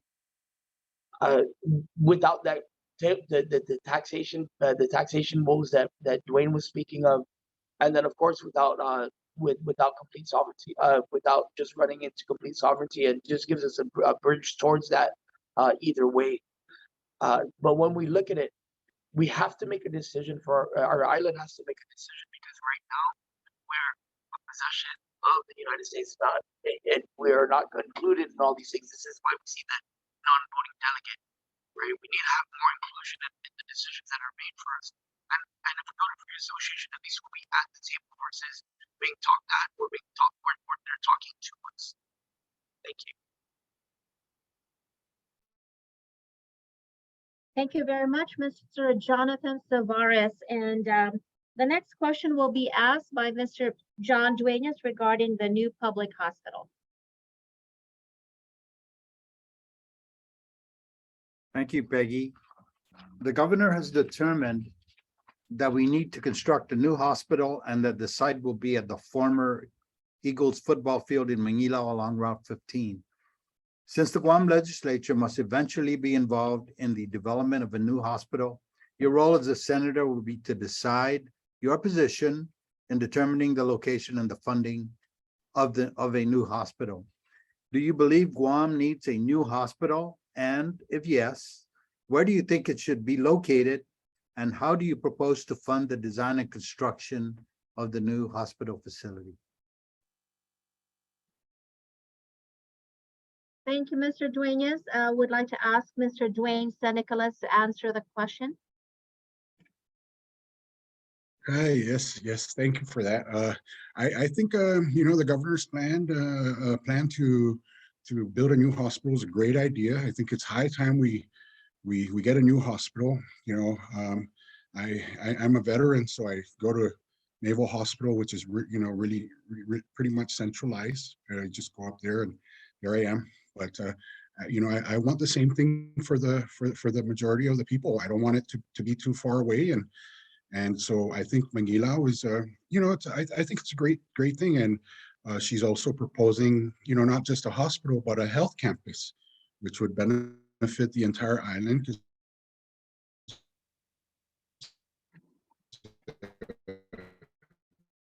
They'd have mental. I mean, it's a wonderful idea. If I get elected, of course, we're gonna have a hand and a voice in that, and we'll steer it the right way. Again, doing the right thing and the smart thing. Thank you. Thank you, Mr. Dwayne San Nicolas. The same question will be addressed to Ms. Kelly Marsh Titano. Today. So according to the Army of Engineers, a new hospital rather than patching the old one seems to be the most practical approach. And I think now more than ever, we realize how important health is to us and our families. And we deserve to have quality healthcare. We deserve to have improvements to our systems and what is available here. And it is an opportunity to upgrade and expand certain things that we don't have available right now. And I've been talking to, I've been spending a fair amount of time in communities that are far away from the current hospital. I've been down in Alahan and Malesu and places like that. And they are very concerned about the time that it takes them to get to the hospital and to receive the same kind of care everyone else is having more access to. And so I do believe in a centralized location. But I also, in addition to that, not just centralized, I'm not necessarily wedded to the idea that it has to be one. That part of what I'm looking at is I believe in community clinics, that we need to have more community clinics. A lot of direction, as you may know, for the direction of architecture and developing communities is to make communities, villages in our case, more self-sufficient, so that you get the access to healthcare. It's going to put less pressure on the hospital. It's going to need us to go in emergency to the hospital as often and things like that. So I think we need to be pressing for that as well. As far as the funding source, some have been potentially identified. We'll see if those come through. But one of the ones that I've been looking at, and I know the administration has as well, is true and more appropriate reimbursement for the compact impact. It may be as low as 10% that we've been reimbursed, and the rest has been on our tax-paying dollars to make up the difference. That's part of the struggle that we have had these last 10 or more years, is trying to make up for some of those impacts. So we are ahead of the game as far as coming up with an appropriate. What they say is we need to calculate it more appropriately. They won't tell us how, but we do have a study going on as to how we can calculate that more appropriately. We're at the head of the game. And once we look at, like, indications are that we may be owed as much as $500 million or so. So they're not going to give us cash, but we can maybe have them assist us by paying for the construction or other elements that go into a new campus. So I want us to continue to press for that, because one way or the other, we deserve and we need that money. Thank you, Ms. Kelly Marsh Titano. The same question will be asked to Mr. Roy Kanata. Yes, I definitely believe we need a new hospital. I'm in support of the governor's idea to make it a medical campus. I'm definitely sure we've all been to the medical campus that St. Luke's has in the Philippines. It obviously becomes more easier when you have everything at one area, and you can have easy access to all the medical needs for your general patients. I think we also can attract our local nurses and doctors by having a medical institution that levies them to stay on Guam and serve Guam, right? I'm not too sure about having it at Manguilao though. There's a lot of land there that will be taken to push forward with the hospital. I think Tamuning has is also outgrown. Our population has continued to grow. And I think we need to definitely look at some property, but I'm not too sure what the compensation is of those landowners in Manila. So I think if anything, we need to make sure that those landowners are compensated before anything is actually broken down over there, or any groundbreaking or ribbon cutting is actually done. If elected, obviously we will work with the governor's office to find funding sources for this. I know that a lot of people think that the money is coming from the art bank. So again, I'm not too sure where the money is right now with it, but we definitely need a hospital. Our people are owed it. We need to get the money, and we need to build a new hospital and stop fixing the old GMH building already. Thank you. Mr. Roy Kanata. Next question will be asked by Mr. Christopher Felix regarding the Second Amendment support.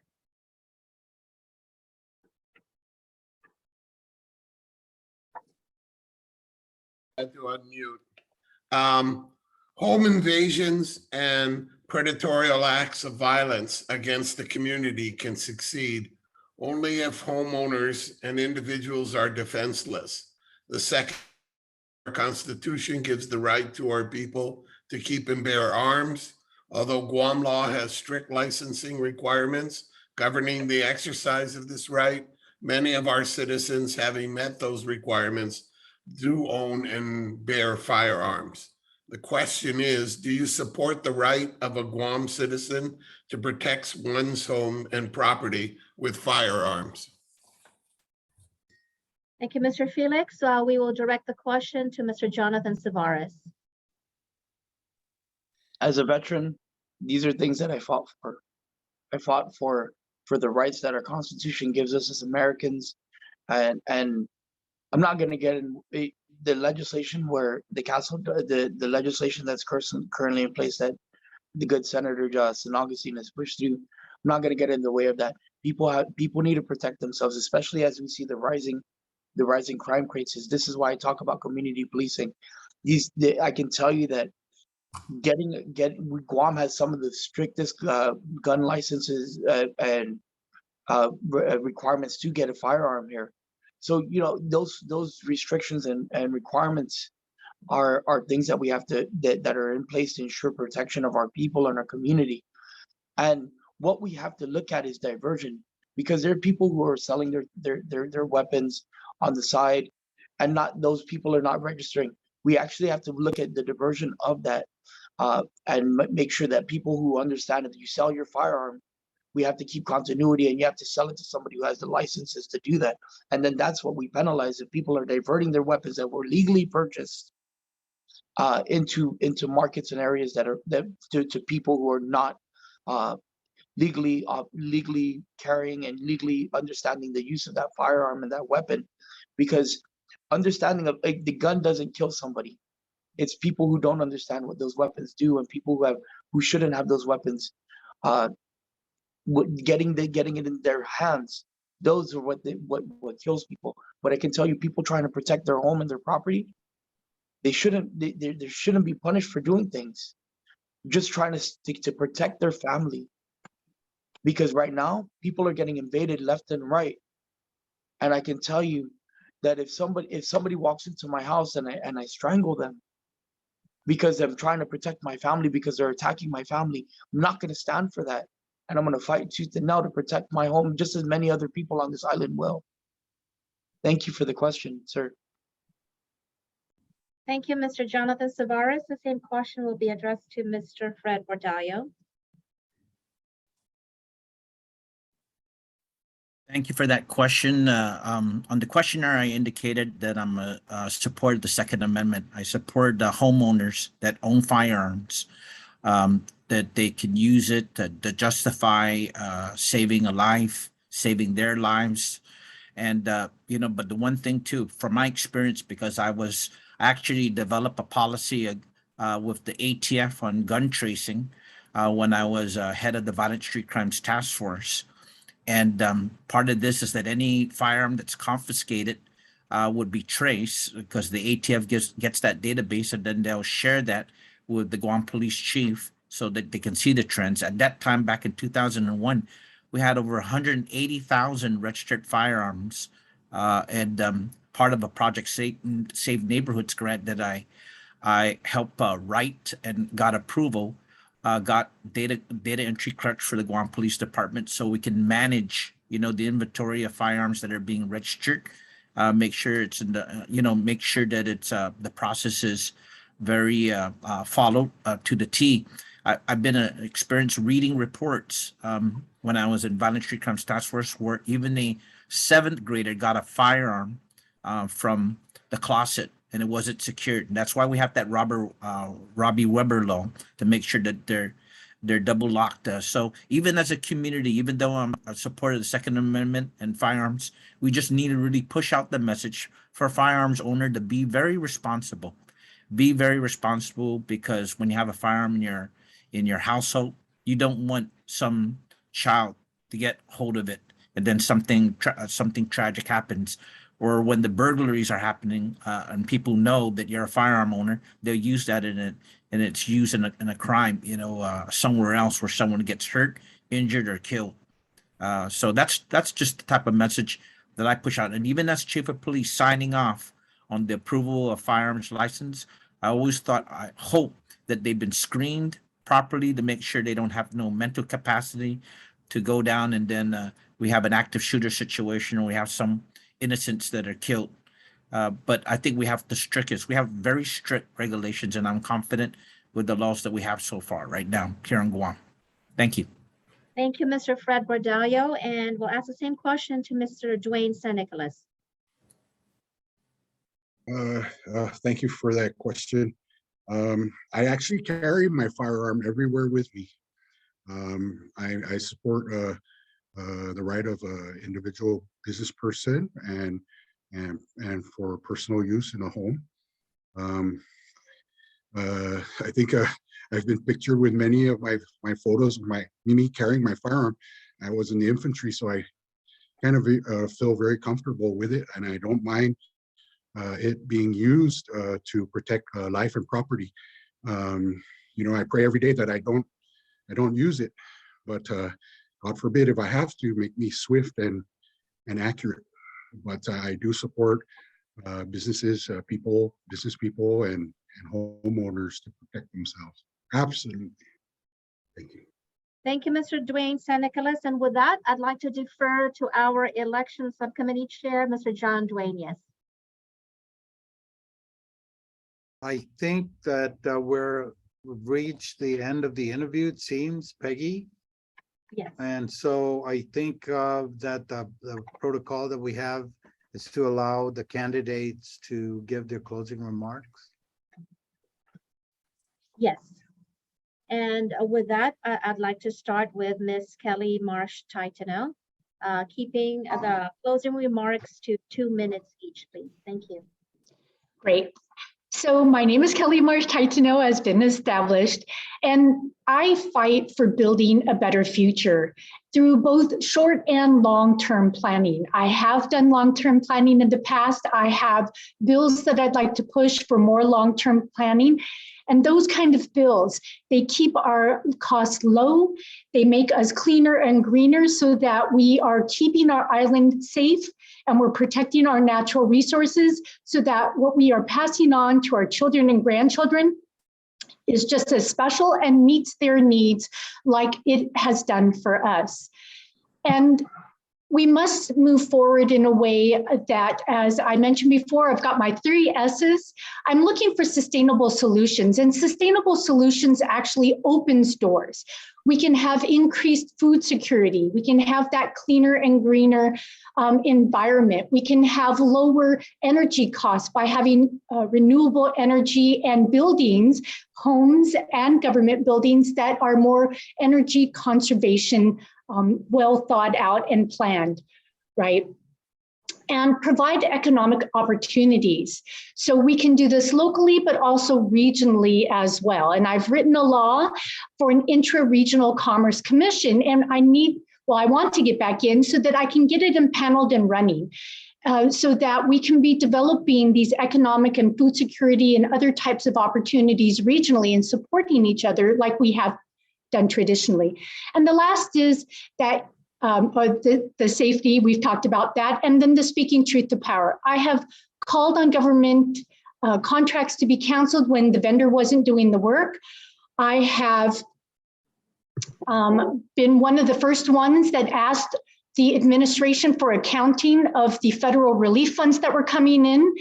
And as I mentioned before, I subpoenaed an agency when they weren't being forthright with about $500,000 worth of documents. They weren't turning them over, even though they had paid for them and called them complete a year prior. And so I pressed until we had those documents that your and my tax dollars had paid for in my hands.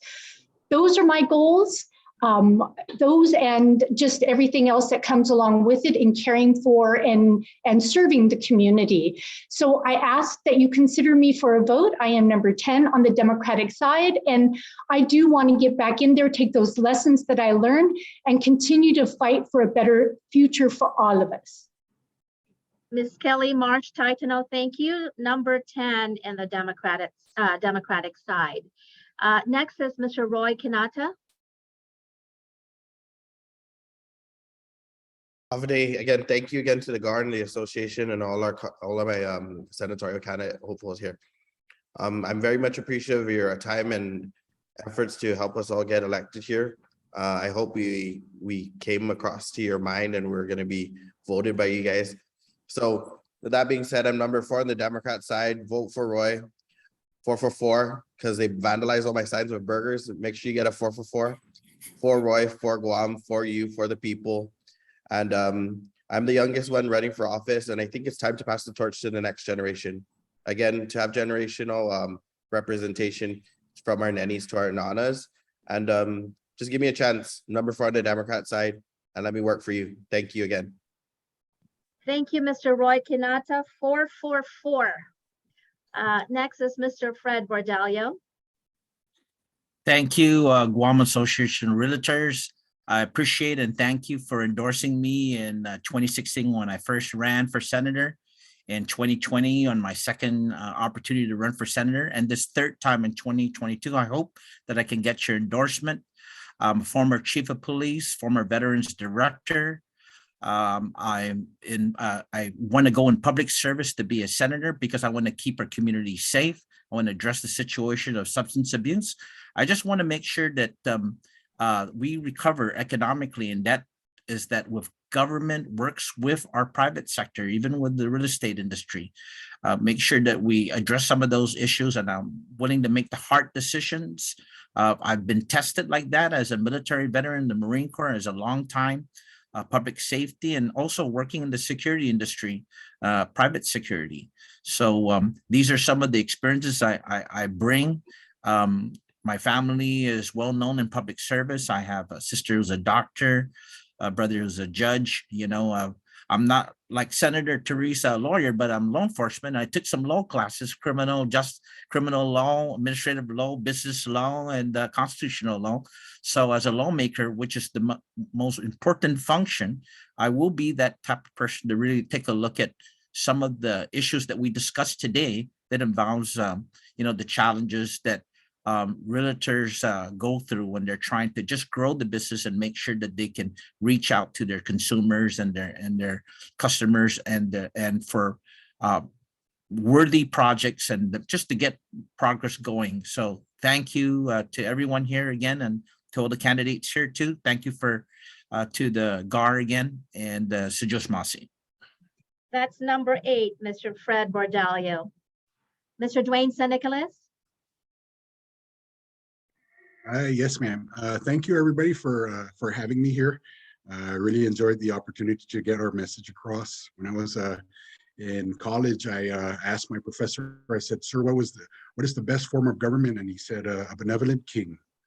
And we're kind of far away from that, but what I've always wanted is a benevolent government. Most of you are business people. We build our businesses based on trust and honesty and commitment. And so that's kind of stuff I would bring, to the legislature. I was in law enforcement. I was in education. small businessman. I'm a veteran, so I know I kind of get an idea of where we need to go. I just need to be given a chance. And so I'm number 7 on the ballot on the Democrat side. Thank you very much. Thank you, Mr. Dwayne San Nicolas. That's number 7 in the ballot. And last but certainly not the least, Mr. Jonathan Tavares. Thank you, Gar. Thank you. It's been my pleasure to be able to come and speak in front of you guys and with you guys to bring my vision of growing our community together.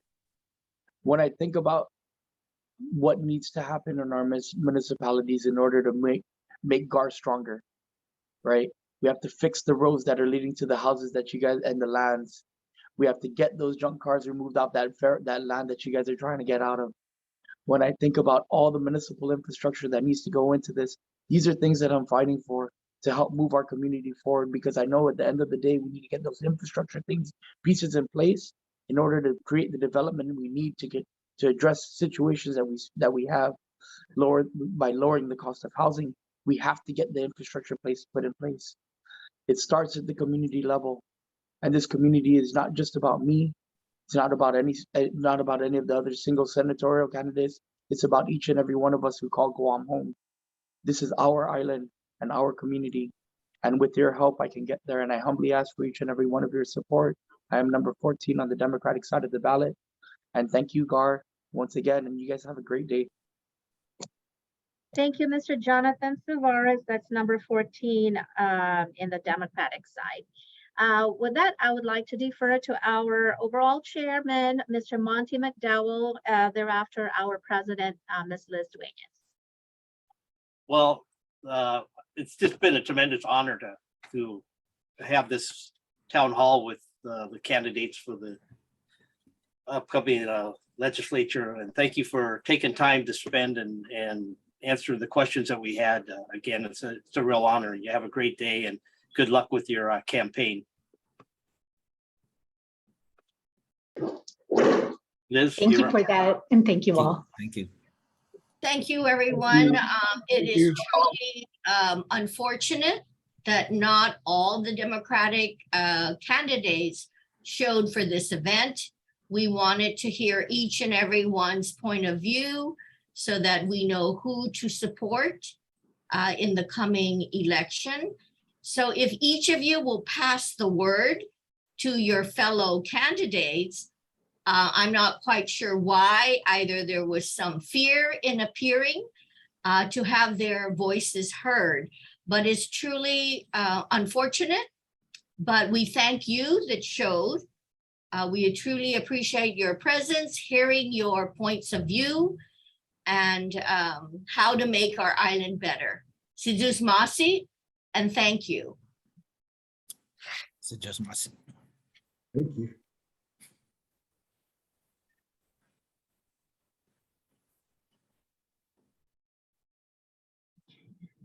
For the legislative committee, may I ask everyone to stand back if you're able to spare a little more time. Just stay muted while everybody exits the webinar. Thank you.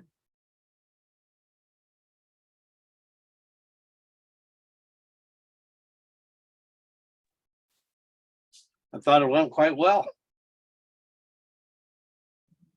I was actually very impressed and surprised at how some of these candidates, particularly John Tavares, handled himself. It's really my first time to see him speak publicly. I thought that he was, quite articulate, and he had some good ideas, and he also had some depth. He had depth in terms of what the issues are, and just his own thoughts. I agree with you. Yep. I don't know what it is about Dwayne San Nicolas, but I like the guy. Me too. It's Santa You just Claus. want to reach out and give him a big hug, No, the only thing that I saw, and I don't know if some of the Still the removing people that everyone. answered, Oh. I don't know if they really understood that the emergency powers declaration and the rescinding of that, the bill to do that was to allow the governor to go to the legislature and explain why she needs to extend. And I think that they mentioned in saying that they want to follow the governor's I guess Dwayne St. Nicholas said he was a soldier. Well, if you